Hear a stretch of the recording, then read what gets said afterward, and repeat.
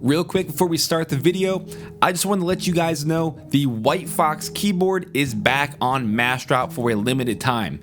This is not only one of the most requested keyboards, but one of the most purchased, and I absolutely love it. I'll put the link in the description down below in case you want to check it out. What's up guys, I'm randomfrankp. Today we're going to be reviewing and benchmarking the MSI GTX 1080 Armor 8G overclocked graphics card.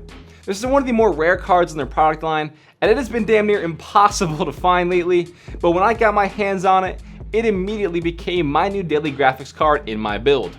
This DirectX 12 ready, VR and 4K ready beast is a welcome addition to my PC, and I'll tell you guys all about it in this video, how it performs, all that good stuff.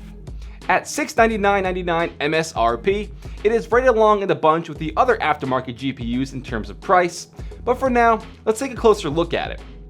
Getting into the specs, the 1080 Armor 8G boasts a 1657 MHz base core clock speed with a 1797 MHz boost clock speed.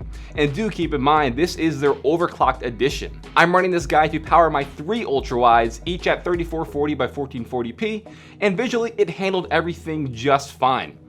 Now personally, I am loving the way this card looks. The 1080 Armor just looks really nice. It fits in perfectly with my PC and setups theme, with it being white and black. Having the RGB LED lights in my PC looks really great when it reflects off that white surface as it sits on the top of my Revolt 2 case. The white and black also is unique to the MSI Armor lineup, and it's a nice difference from the red and black variant on other cards. At 279 by 140 centimeters, it is a little bit on the wider side, and I actually had a tough time fitting it into my ITX case, but for most of your builds, it'll be just fine.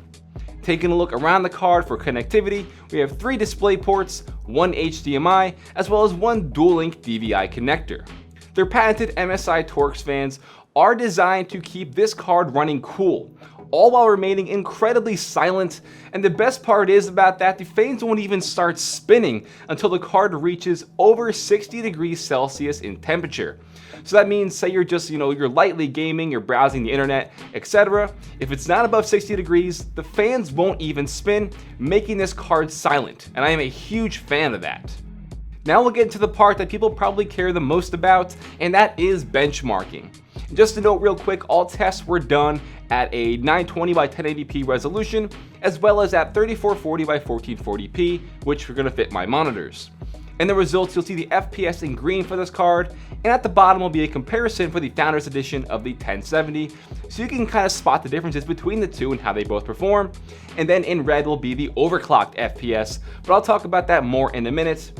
And real quick, as for my PC specs, I have the i7 6700K CPU with 32 gigs of HyperX RAM at 2666 speeds.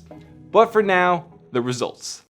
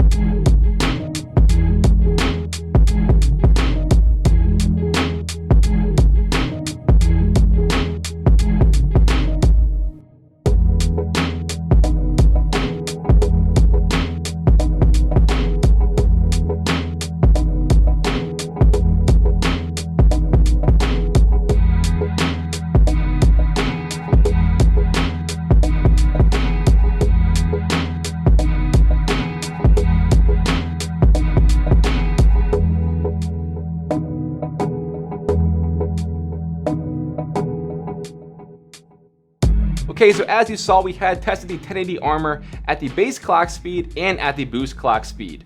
It does say the boost speed is 1797 megahertz, but with their MSI Afterburner software, I kept it a little bit over 1800 to test its at for overclocking.